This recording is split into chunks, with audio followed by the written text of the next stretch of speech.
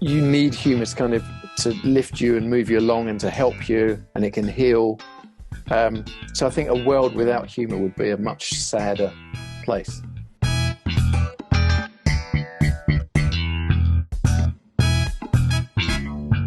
Welcome to the Humourology Podcast with me, Paul Barros, and my glittering lineup of guests from the worlds of business, sport and entertainment. They're going to share their wisdom and their use of humour with you and with me. Humourology is the study of how humour can dramatically improve your business success and your life. Humourology puts the fun into business fundamentals, increases the value of your laughing stock, and puts a punchline back into your bottom line. Please remember to like, subscribe, and leave a review wherever you get your podcasts. My guest on this edition of the Humourology Podcast has had an astonishing 20-year career trajectory that has taken him from making tea at the BBC to hanging with Tom Cruise in Hollywood. As co-executive producer of The Late Late Show with James Corden, he understands the remarkable capacity of comedy to cut through the cutthroat world of American television. He's now a regular on the red carpet, and in 2019 he won his second Emmy Award for Carpool Karaoke, When Corden Met McCartney. His passion for punchlines has been his path to the Premier League of entertainment professionalism, and he's produced sketches with, amongst others, Michelle Obama, Will Smith and David Beckham. However, he'd probably swap it all to play for his beloved West Ham United. James Longman, welcome to the Humourology Podcast. Thank you for having me. What a lovely intro. Oh, well, it's our pleasure. What is it when someone's funny? Why do we love them so much? Well, I just think it's a funny person just has the ability to kind of make you feel happy. It's really quite basic, I think, with things like that. Humour just makes you happy. People who make you laugh make you happy. Watching something funny makes you happy. It gives you a warmer feeling. It makes you feel comfortable. It makes you feel, I don't know, in good spirits. It just can lift moods. It can lift rooms. It can lift a funeral. Someone could be funny at a funeral and it can make you feel happy and relieved and out of the moment. So it's so important to life. I love that thing of that out of the moment. I don't know if you remember it, but do you remember when John Cleese gave the eulogy at Graham Chapman's funeral? And for those of our listeners who haven't seen it, you can look it up on YouTube. And he suddenly went from this, everybody was giving the usual eulogies of wasn't he a lovely man, wasn't he everything. And in the middle of it, John Cleese just turned around and went, bastard, selfish bastard. And it actually just changed the whole tone of the room. And kind of makes people, it brings you out of the moment and just, suddenly it's a moment of levity, a clever moment of levity that just takes you away from the misery and often the tough things in life. It just lifts you up. Was the young Longers keen on comedy? I think so. I mean, funny enough, you mentioned John Cleese, and I can remember my favourite film watching over and over again, which was Monty Python and the Holy Grail. Oh, which I think Monty Python had such a big influence on me. And that was a film I loved as a kid. And I guess I think the running thread in my life has always been that I love nonsense. I love silly stuff. And I always found humour to be a way to, laughing at something is a way just to, as I say, make you feel good about things. And I've always enjoyed laughing at things, laughing at some of my own things, laughing at other people's things. And laughter has always been a really big part of my life. Because, as I say, the essence of it is happiness and I think positivity. And although you can have negative humour and, you can go down dark paths, it still has a positive influence on you. So even as a kid, I always used to laugh at things. I used to watch lots of TV with my dad and my mum, and funny enough, it was horror and comedy. They're always the things I've loved. The opposites in many ways. But then when you combine the two, it's brilliant. Like Shaun of the Dead and things like that. Like horror comedy can be really good together. But yeah, they've always been the two things that kind of push me along. Well, it's interesting because did you, as a young person, understand comedy? Was there an inherent understanding? Were you taking it apart? Because I've obviously, having worked with hundreds, if not thousands, of comedians over the years, there is a comedy sort of gene. You either get it or you don't get it. What do you feel about that?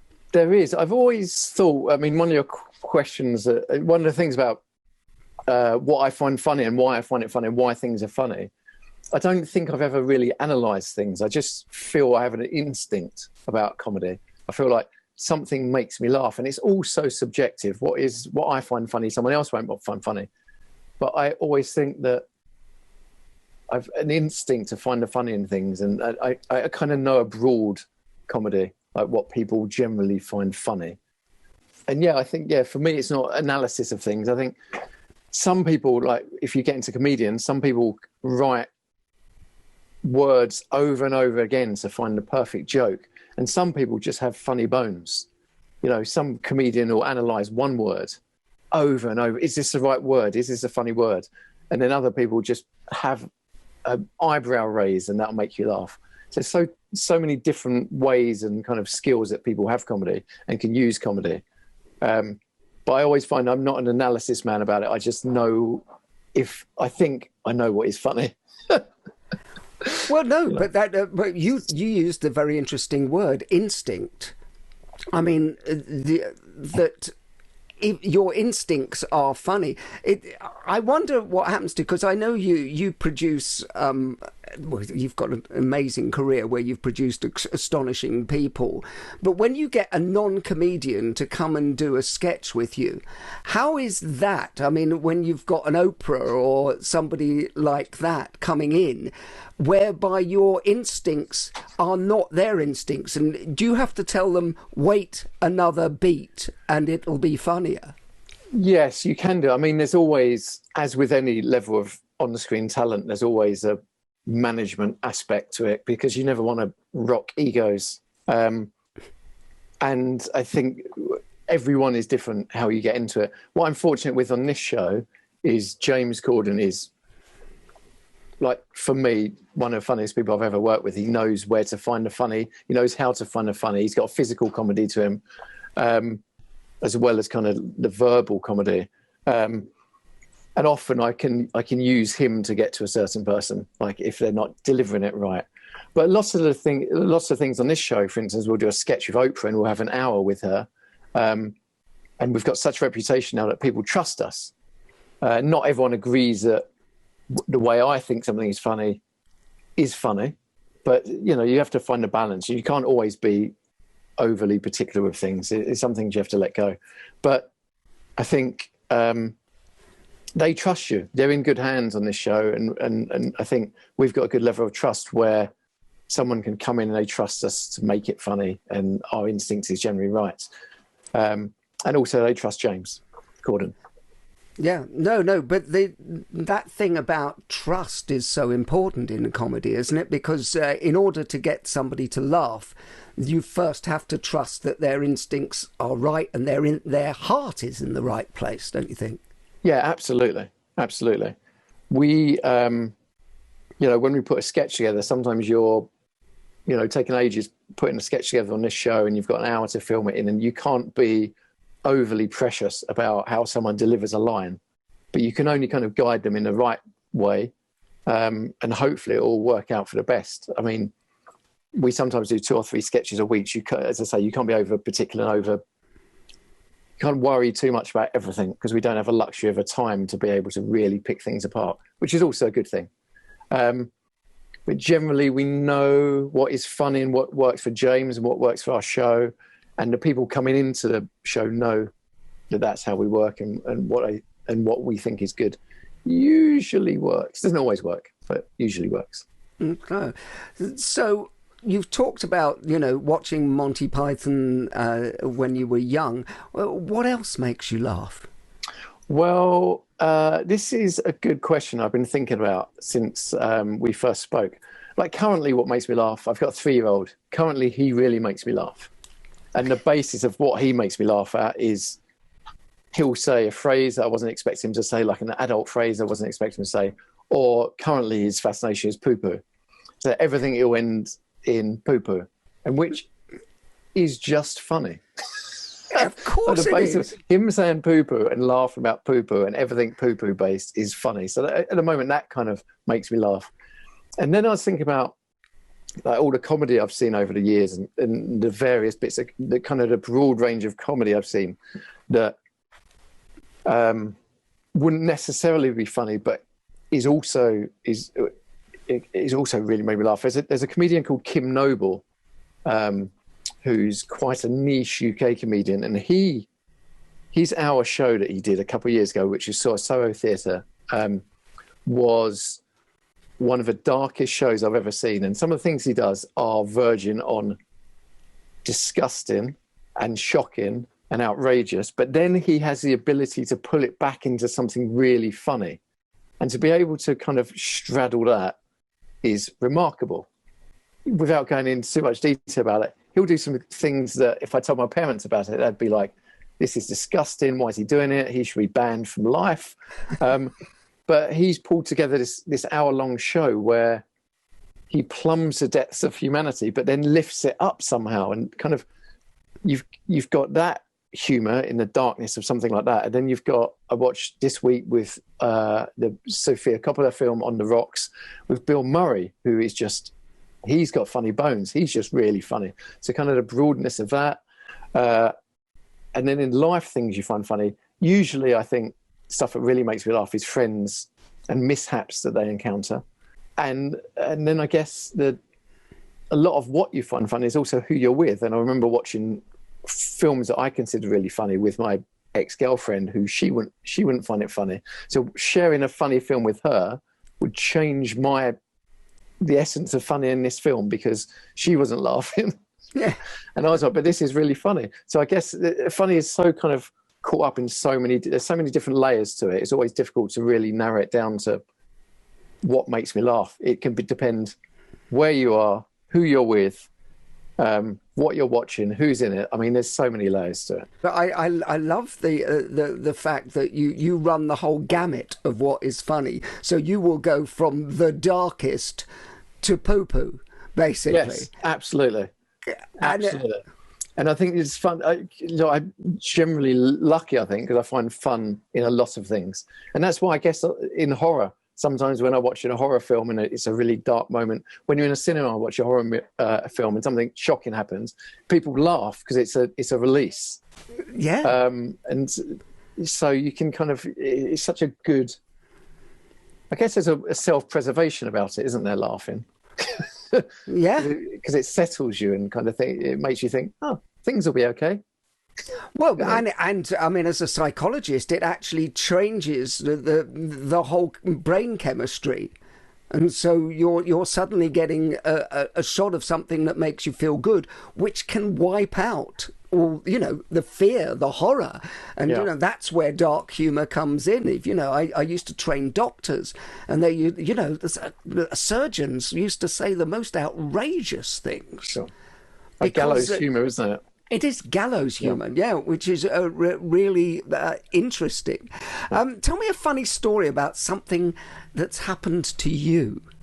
Well, I've thought a lot about this, and I'm going to have to disappoint that I can't think of one good, appropriate story. I don't know. I don't know if I can answer that question. The interesting thing about that was because I had two instincts there. One as a former comedian and one as a psychologist, and I was going, well, tell me the inappropriate one then. Well, I do have a good story, but then I don't know if I can tell it because if the wrong people watch it, we can always cut it out, long as.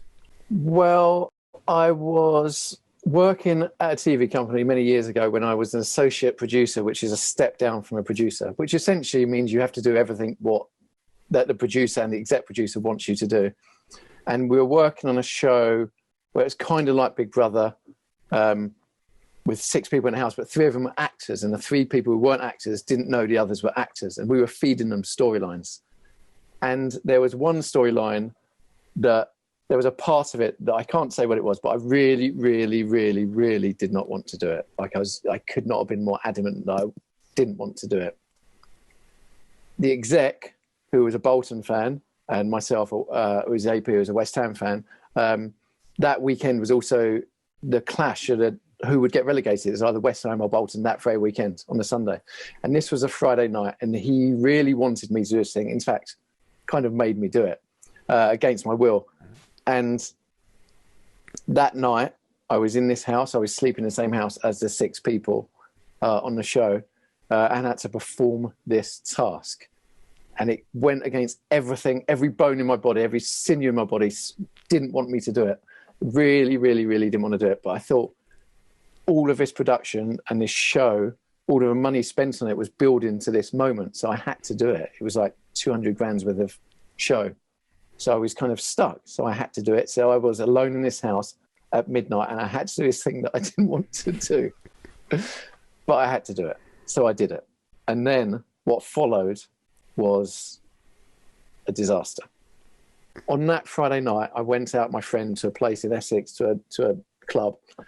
On the way home, there was some kerfuffle outside of the nightclub. So my friend said, "Oh, let's get a taxi this way." So we started walking out for a taxi. Out of nowhere, a man stepped from behind a bush with a plank of wood and smacked me in the face with this plank of wood. Absolutely out of nowhere. So I was like lying on my back going, what has just happened? They ran off. We kind of followed them for a little bit. And I was on the phone to police, and I've just been hit in the face with a plank of wood. Where are you? The police picked them up, and the guy was like, "Oh, sorry, we thought he was someone else. It's a case of mistaken identity." During that walk, the girl I was seeing texted me saying, "Oh, by the way, it's not working out anymore. You're not seeing me enough. It's not going to work." That was the Friday night. Sunday was relegation day. West Ham drew with Birmingham, and Bolton won their game. I can't remember who against. And West Ham got relegated. That was a run of 3 incidents. But that is a brilliant story. Why is that so funny? Is it because tragedy? Isn't it that classic of comedy is tragedy plus time? Yeah. Yeah, it's like whenever I tell that story, there's a bit someone will pick up on, whether it's a plank of wood in the face, a girlfriend dumping me, or West Ham getting relegated. Someone enjoys every moment along the way, the comeuppance of it. Well, yeah, but that is a classic of humour, isn't it? Because you're actually telling it about yourself. But that is a wonderful story. Is everyone funny? I think everyone's got the ability to be funny. Not everyone is naturally funny, but I think, you meet people along the way who aren't intentionally funny, who make you laugh. So I think everyone's got the ability to be funny. But do you think it's something that can be learned? Or do you think, because you think everybody's got this potential, but can they, if you were running a college for being funny, do you think that everybody came through the door could find their niche in funny? I think so. I think you can. Some comedians break down, as I mentioned earlier, break down every word, every syllable, the way they say things. If you analyse things correctly, I think there's a way to be funny. If you've got the time and patience to go through it, I think everyone can be funny. And you have, there's people. I don't think my mum's particularly funny, but she'll tell a story and really make me laugh. So everyone, or there'll be something about her that makes me laugh that she doesn't intentionally know about. Whether it's her, when I go around, whether it's her offering me a cup of tea every 2 minutes. There's things in life where people are funny without knowing it. And I think you can find humour in everything. Well, talking of that, what would the world be like without humour? Well, I think a sadder, greyer place. I was thinking about this, actually. We had a really lovely thing. Well, a couple of times, really, where people have said to me, what I do often, I think, is I make a lot of nonsense. A lot of the stuff I've made on all the shows over the years have a thread of silliness through them and nonsense. And sometimes I throw away humour and go, oh, it's not a proper job. I'm very lucky to do it. But every now and again, you'll meet someone and they'll go, oh, we was going through a really dark time and we saw that sketch you did and it really lifted us out of it. And the idea that, you know, humour can help people, which is when you do it day to day, you forget about that. And it's really lovely when someone says something really lovely to you about it. You know, you need humour to kind of to lift you and move you along and to help you, and it can heal. So I think a world without humour would be a much sadder place. Well, I mean, as a psychologist, I can tell you that it's a state shifter. And so actually what you are doing is, so when your children get a little bit older and they ask you what you do, what will you reply? I've the classic Brit about me, where I'm always a little bit embarrassed about being proud of what I do, which is a very un-American thing, I think. But it's, I guess I'd say, when they're a little bit older, I make silly TV. I make TV that makes people laugh, which is what I think my career has been, really, making TV that makes people laugh. But that's a lovely thing, isn't it? My son is now 19, so he's grown up. And when for the last few years, when his friends have asked, "What does your dad do?" My son says he talks bollocks for a living. Harsh, but true, to be honest with you. Yeah. But you know, what you're at the wonderful age where Daddy's a hero. And you just wait, my friend. Do you find yourself funny? My friends will always tell you I laugh loudest at my own jokes.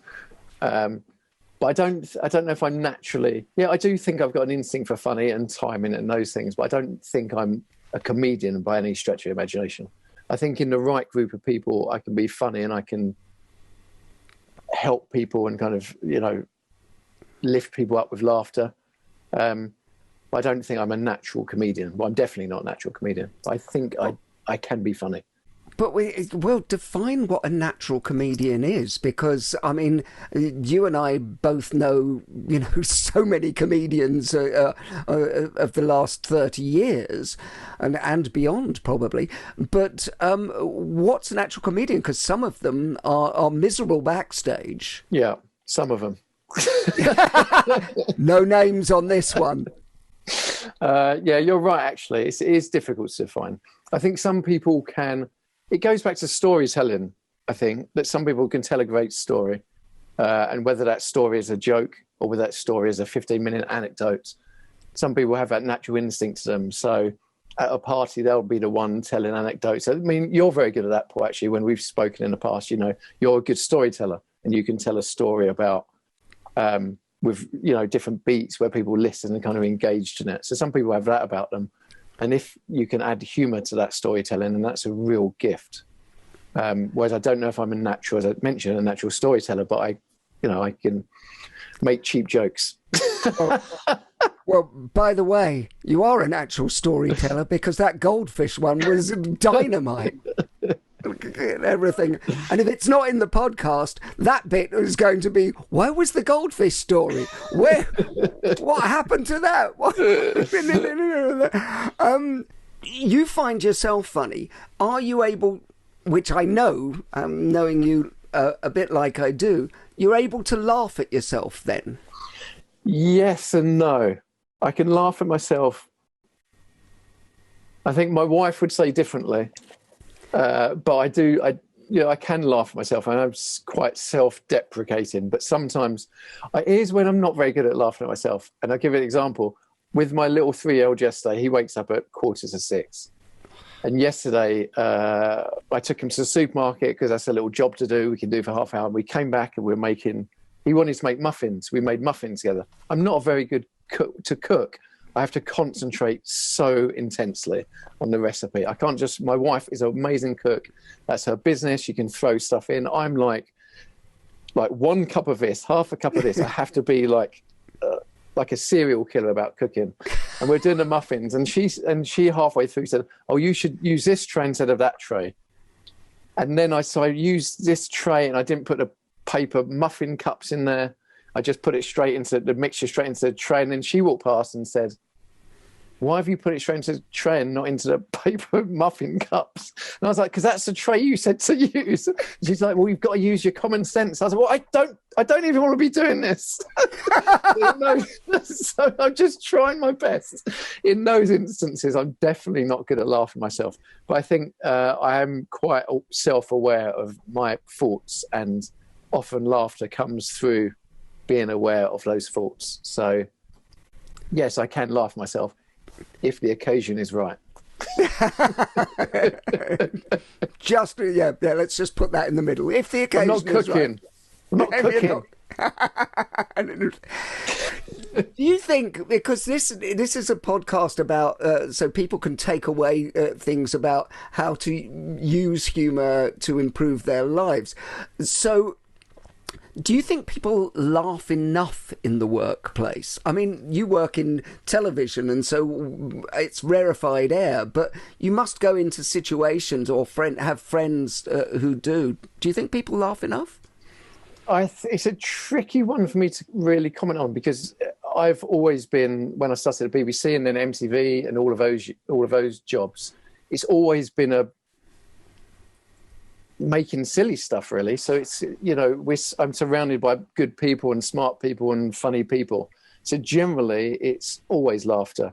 I remember once, fun enough, going to MTV US we were going to shoot over there. We went to MTV there, and it was all like everyone was in offices, and it wasn't open plan at all. And MTV in the UK was all open plan, so we were always chatting, and it was very social. And I'm always thinking that kind of world, offices, isn't always conducive to laughter, because I think I'm in an office here with another colleague, but we're open plan out there, and I kind of always prefer the open plan world because it's much more social, I think, and a lot of humor comes from people being social, and lots of people do jobs where they're just in their little cubicles and don't see people all day.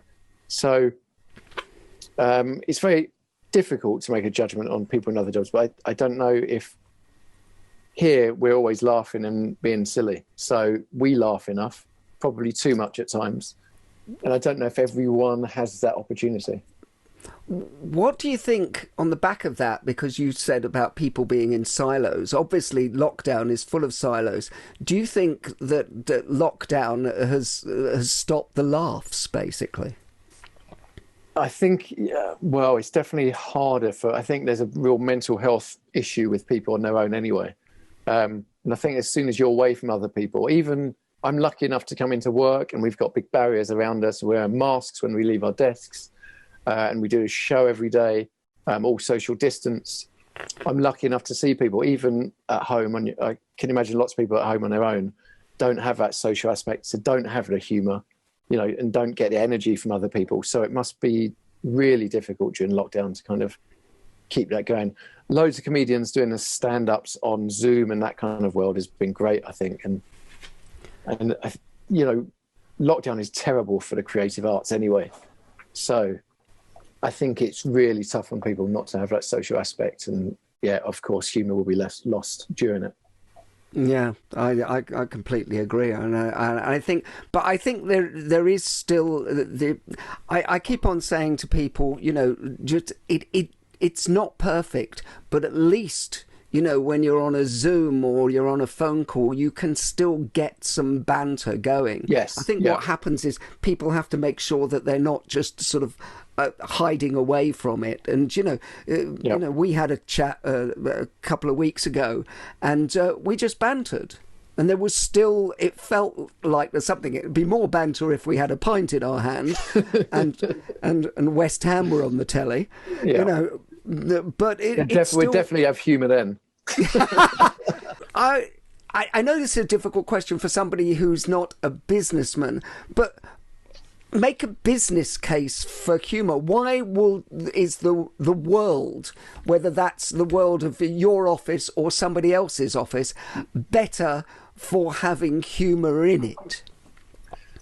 I think it comes back to happiness. I think if you've got a happy workplace, then people work better and work harder. If you've got humour in your life and in your work and everything, then generally, as I've mentioned, you're happier and lighter, and you've got, less woes of a world on your shoulders.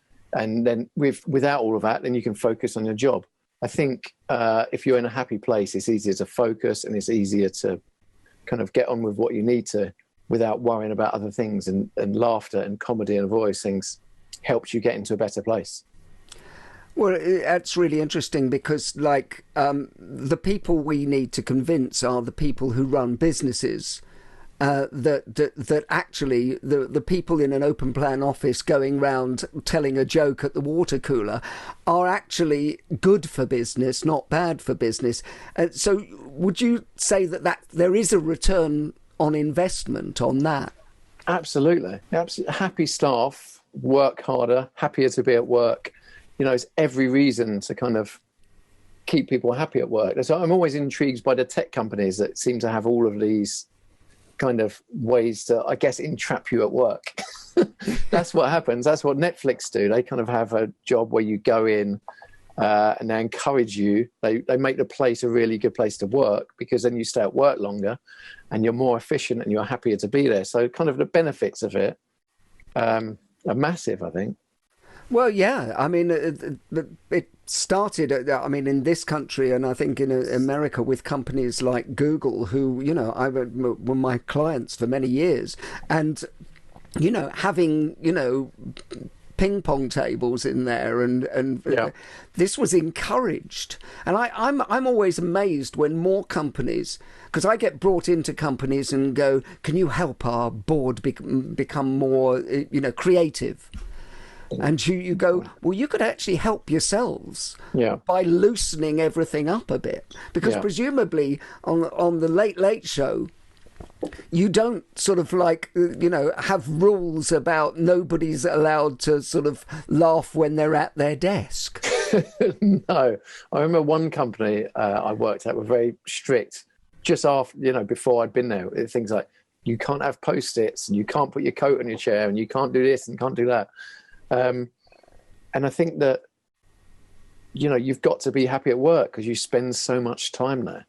So as soon as you get rules, and people don't want to be there and start batting their heads against it.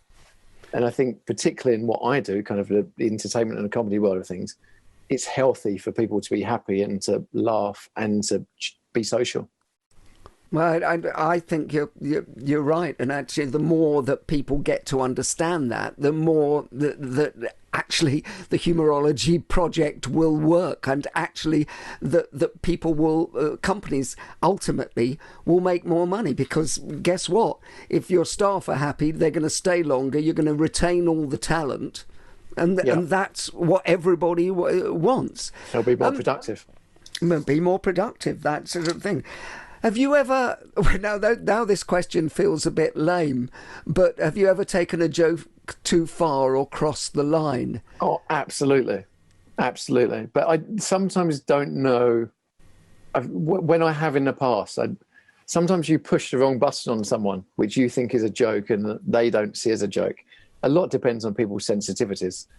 And sometimes when you think you're having a joke with someone and you'll say something and they take it the wrong way, that can be tricky. But yes, over the years, absolutely.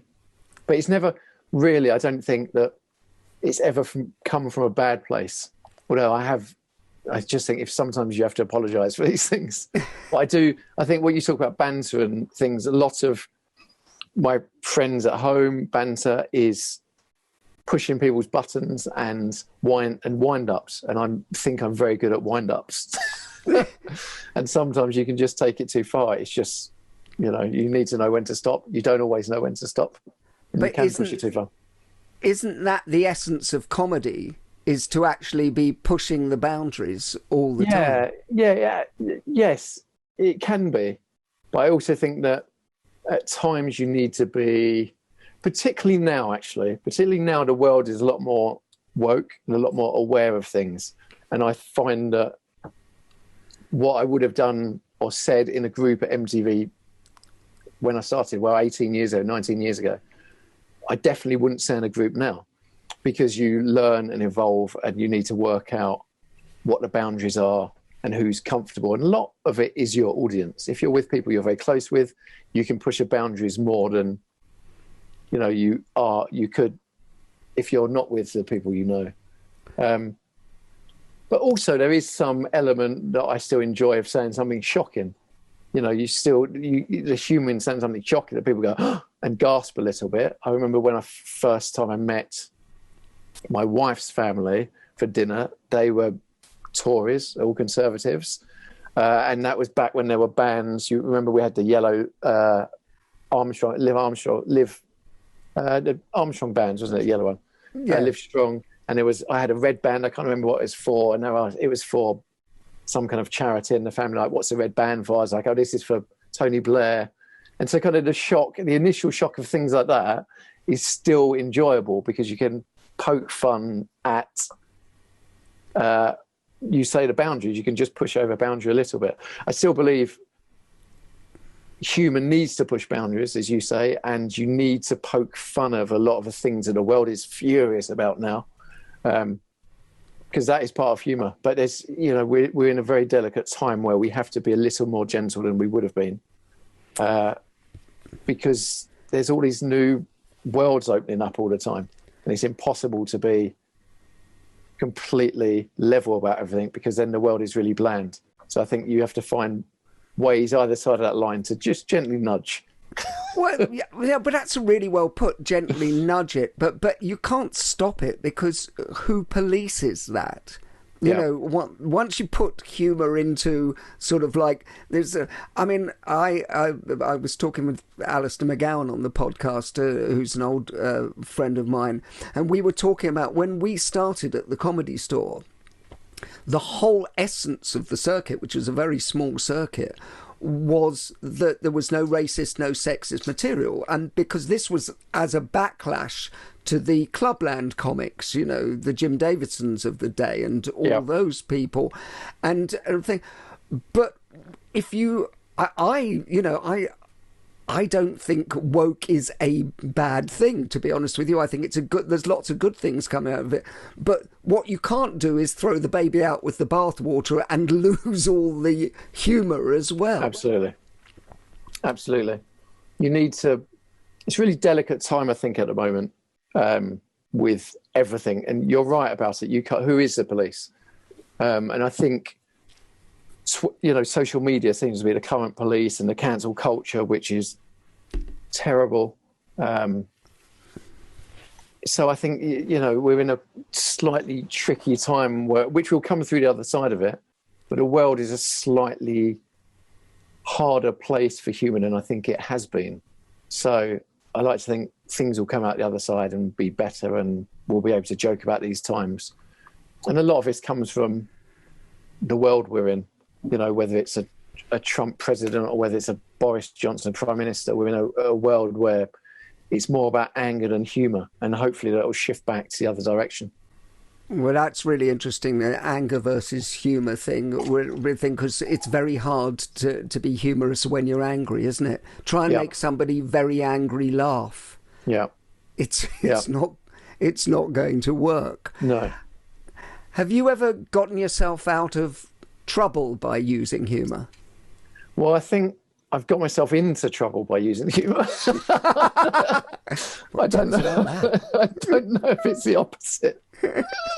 I remember at school when I would used to make a quip in front of the teacher, and that would often, you get in trouble for those kind of things. I don't know if I've ever got myself out of trouble with it. I'm very good at calming down situations should there be a heated situation, and being level and kind of on the fence about things. But I think you can disarm people with humour, and depending on if you first meet someone and they're cold to you, you can disarm them with humour, and you can warm to people through it. But I think it's, I've never been in a threatening situation, I guess, and kind of use humour to get out of it. So at school, were you the joker then? I don't know if I was a joker, but I did get to, I think I was always quite a popular kid, and I went through a year of not being so popular.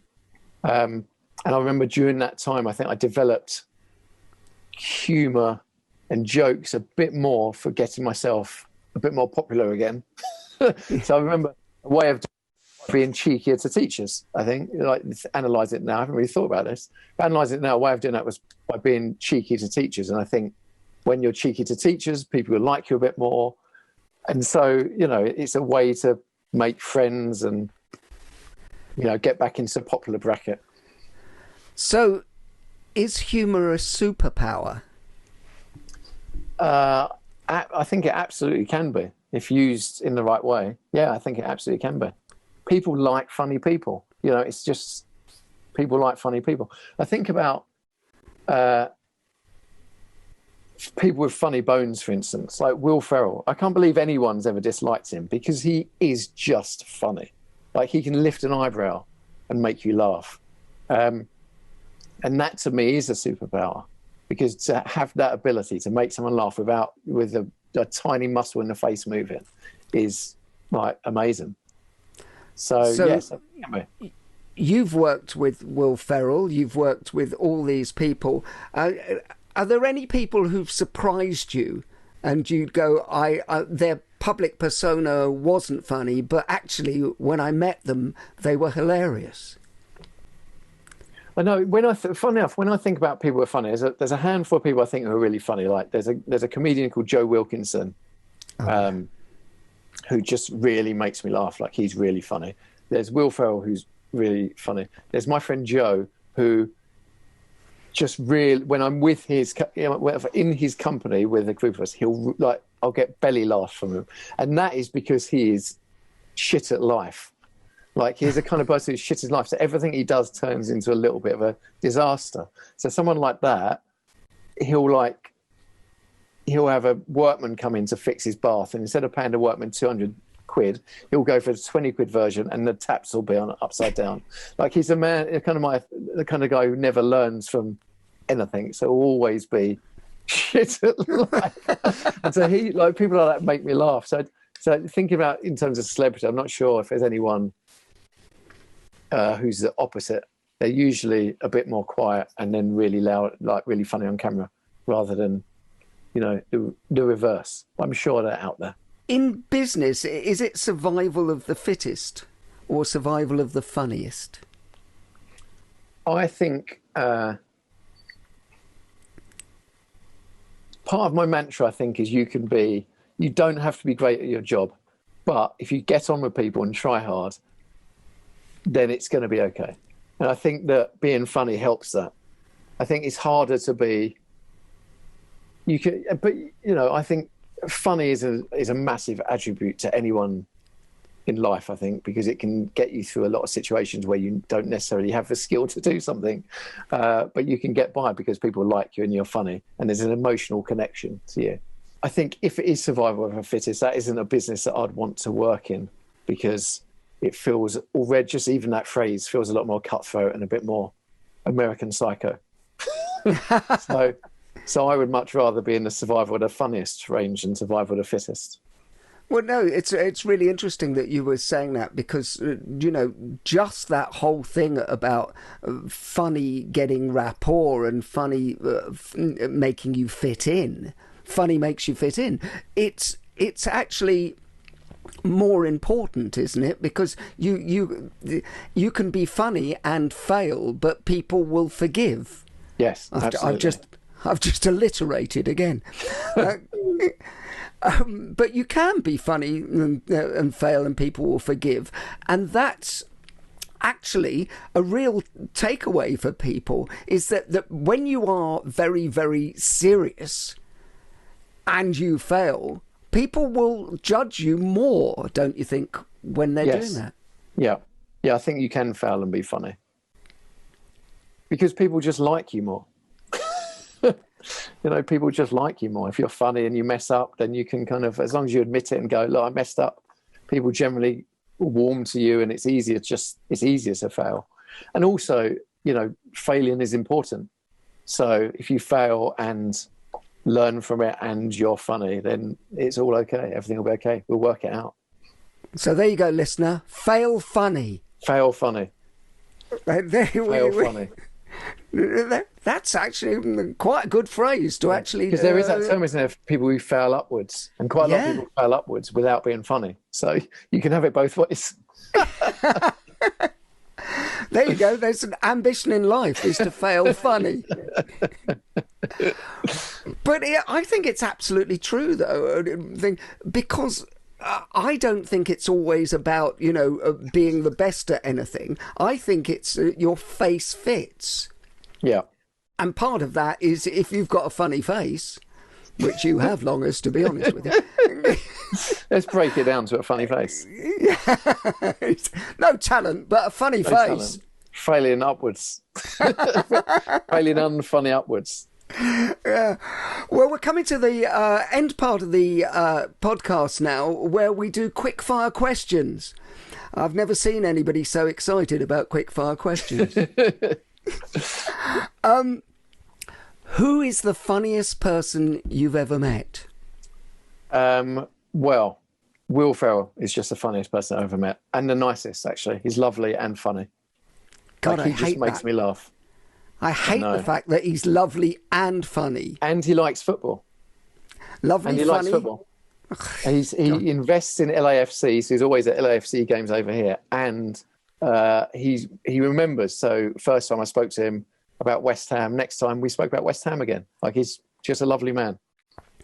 Well, but also, I should say, Corden is super funny. Like, he can find the funny in so many. We take him ideas in, and they may not be good ideas, and he can turn them really funny. So he is super funny too.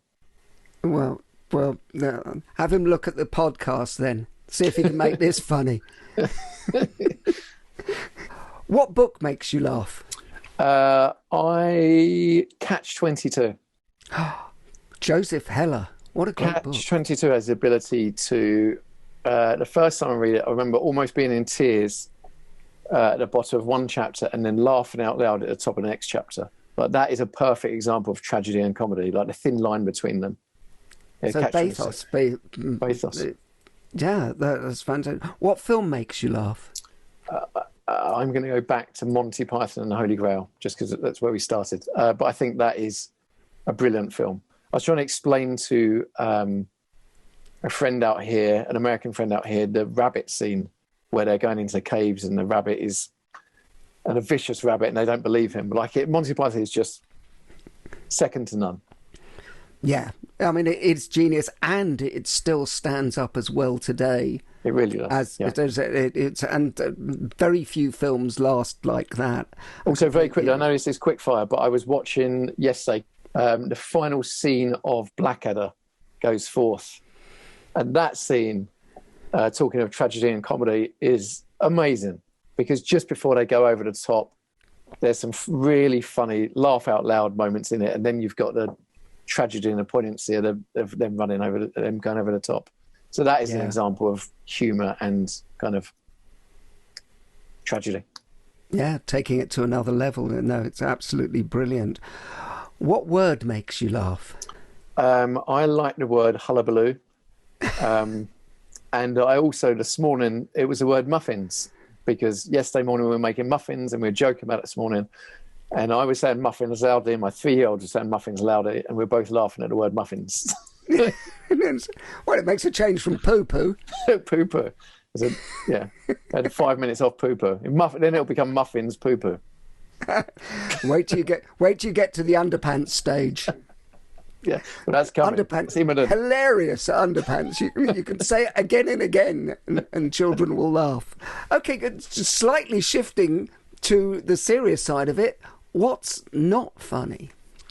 I was going to say political humour, but political humour is a lot of what we do on this show, and also can be funny. I think if you go too far either way on right wing or left wing, whichever way you do it, I don't think that's funny. I don't think the extremes of right wing comedy are funny. I don't think the extremes of left wing comedy are funny. So I guess I don't find racism funny as such, but I can find, well, there is funny in jokes about different race. It's a very thin line, I guess, but I think I get sent memes, sometimes from friends that I don't find funny, that are usually based around something Farage would say, for instance. And I'm like, I'm out. You're wrong. This is the wrong audience. But I understand that people do find that funny. So who am I to judge?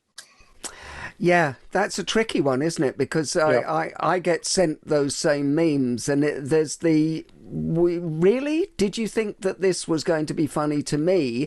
Yeah. And I wonder how many friendships have broken up. Because I actually think you have to put people in sort of little buckets, if you like, of like, they are good people, but I'm not going to actually fall out with them completely. Yeah, but this isn't for me. Gag. Yeah, but this isn't for me. This isn't for me, and I believe you're better than that. Yeah, and I think that telling people that is difficult, but actually sometimes necessary. Would you rather be considered clever or funny? Funny, without a doubt. All day long. All day long. I probably neither, but I'd rather be considered funny. Well, we've had a lot of conversations on the Humourology podcast about the fact that people actually, and I agree with this, think that you have to be clever in order to be funny. What do you think about that? Well, maybe. I'll take it. But then I think I'm sometimes funny, so that means I'm saying I'm also clever. I'll take it somewhere in that flow chart. Yeah, well, in the Mensa, in the Mensa test, why is there no tell me a funny gag? Tell me a funny gag. There should be. There should be. Well, coming to that, and we're coming to the end of the show, the last thing is desert island gags. If you could only take one joke with you to a desert island, what would it be? Why was 6 scared of 7? Because 7, 8, 9. You can tell that you've got a 3-year-old. That's a good one. Guys, just using numbers. That's how clever that one is. There you go. That's a Mensa one. Numbers and humour. There you go. And frankly, you should be given an honorary mention at Mensa for all you do for comedy and entertainment. Yep. James Longman, thank you so much for being on the Humourology podcast. Thanks for having me. The Humourology podcast was hosted by Paul Barros and produced by Simon Banks. Music by Steve Hayworth, creative direction by Les Hughes, and additional research by Helen Sykes.